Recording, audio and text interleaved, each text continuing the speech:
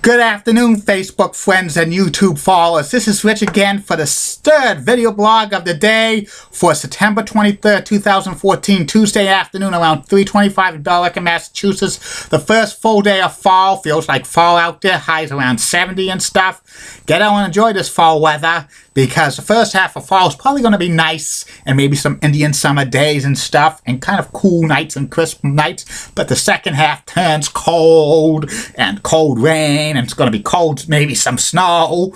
We could get hot, lots of snow, I think, by November this year and into like the winter time, but we won't talk about that. One little tidbit before my next video subject. Tonight at 7:30 starts the Boston Bruins preseason 2014-2015 preseason. They face off against their hated rivals, the Montreal Canadiens, at the Bell Center in Montreal, Quebec, Canada at 7:30.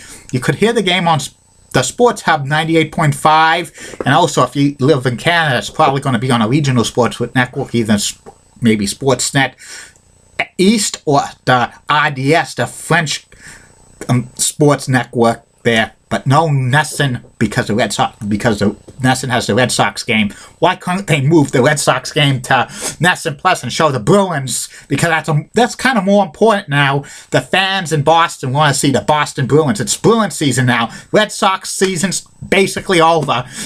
And that's about it on that. My next subject is the ill-fated Jim Ross 1999 WWE heel turn. That was, it was kind of ill-fated, but this could have helped the person he was to help with, Dr. Death Steve Williams, into becoming a better heel, because I'm going to play fantasy book on this. Okay? In the summer of 1998, the WWE had a brawl for all. It was a mix of boxing, wrestling, MMA style stuff. It was an 8-man tournament to see who was the toughest WWE superstar, and slated to win it was Dr. Death Steve Williams, who was good friends with good old JR, who was the vice president of talent relations and the announcer.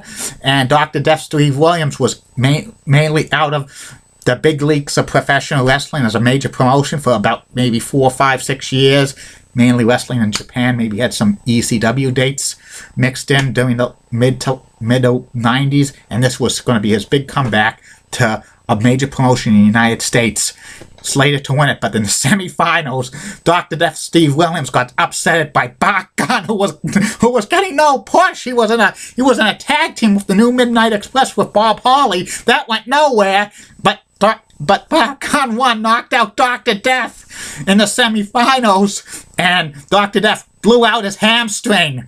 And Dr. Death was on the shelf for a while, and Bart Gunn won the brawl for all, but Bart Gunn did not even get a major push after that. He got stuck in mud card. And around the winter of 1998, early of 1999, Jim Ross has another bout of Bell's palsy, who's off the air for television for a few months, and he was replaced by Michael Cole on WWE television as the announcer on Raw and pay-per-views.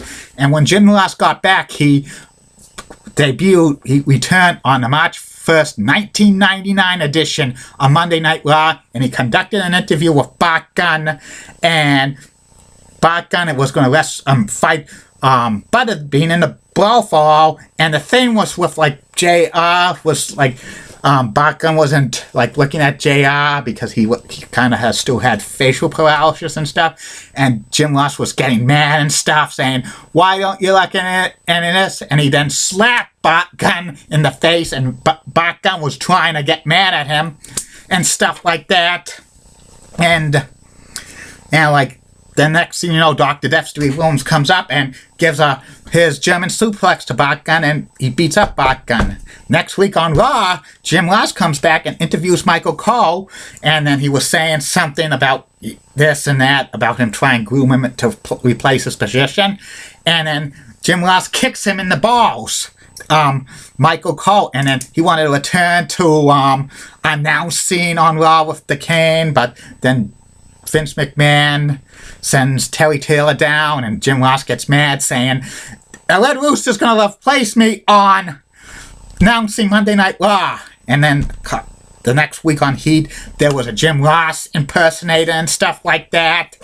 It was actually Ed Ferreira, who was a writer for the WWE at the time, and later on in the year, he impersonates Jim Ross as Oklahoma on WCW television, because he and Vince Russo jumped to WCW in October of 1999, and then Dr. Death attacks him, and then Vince McMahon sends down the Big Show and stuff like that. And then this, for a few more weeks, Dr. Death and Jim Ross kind of has their own announce table, but then their hardcore division, Bob Holly, knocks down it, and then another Raw, they have another party, frat party with JR and Dr. Death and stuff like that. And Bob Holly comes in and they fight all over it. But a few weeks later, this angle was dropped because the WWE fired Dr. Death Steve Williams because the angle went nowhere. The angle should have went somewhere. And I'm going to play some fantasy booking with you. And I think this is what I think should have happened in this angle.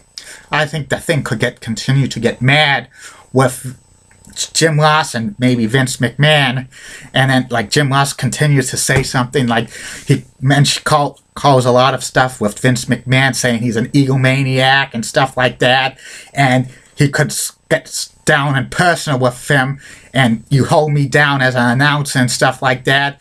And then Vince McMahon says, if you want your job back, you have to wrestle the Stooges, Pat Patterson and Jerry Briscoe, in a match on Raw and the week before WrestleMania, and if you beat them, you'll get your job back.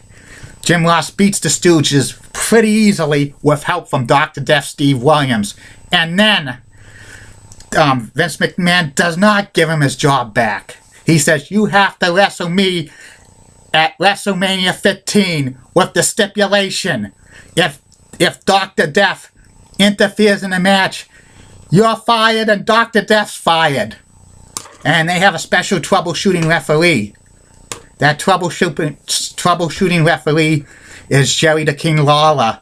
And Jerry the King Lawler kind of, sides with McMahon a lot because he was phasing, like, being with him at WrestleMania 15. But Jerry the King Lawler gets knocked out, and then, and it was a big brawl, and next thing you know, Shane McMahon comes down and tries to attack Jim Ross, but Dr. Death comes down and gives Shane McMahon the German suplex, and then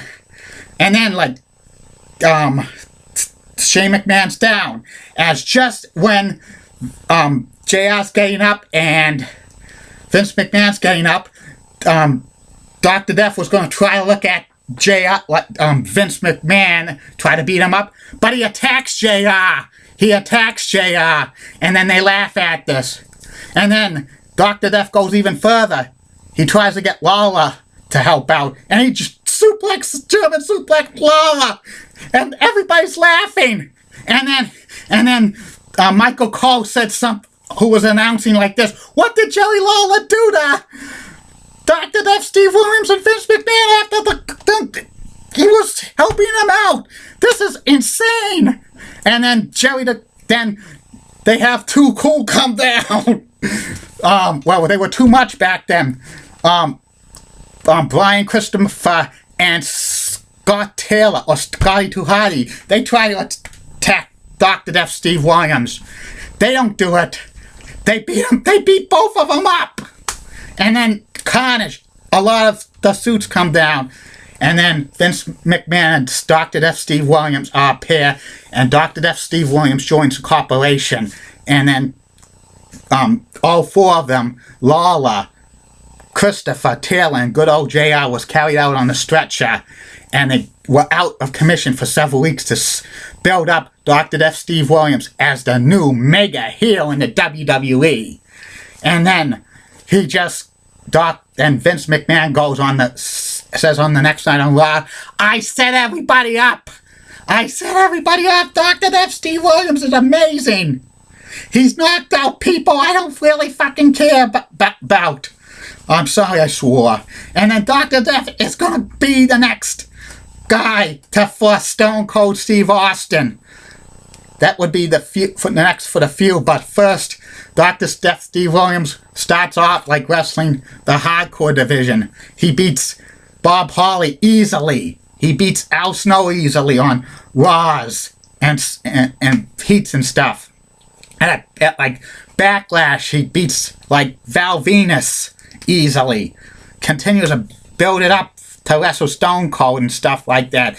And then they do interviews with the people with that Dr. Death Steve Williams attacked. Even his JR saying he's disappointed what he did.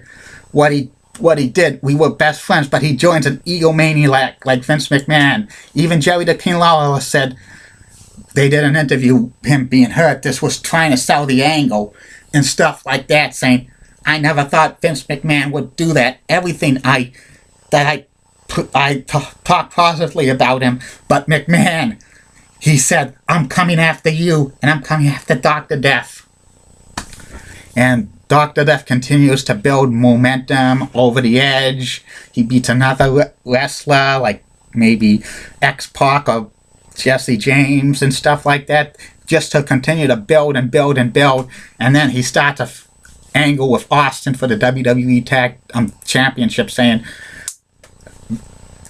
this, that Austin, I'm gonna take the title from you. And then Vince McMahon is there like saying, Austin, you meet your death maker. Dr. Death Steve Williams, they have a match at the King of the Ring for the WWE title. The match goes to a double disqualification and stuff like that. So many referees being broken up. And then they sign the match for Fully Loaded. It's one of those Texas, it's kind of like a Texas death match, a last man standing match.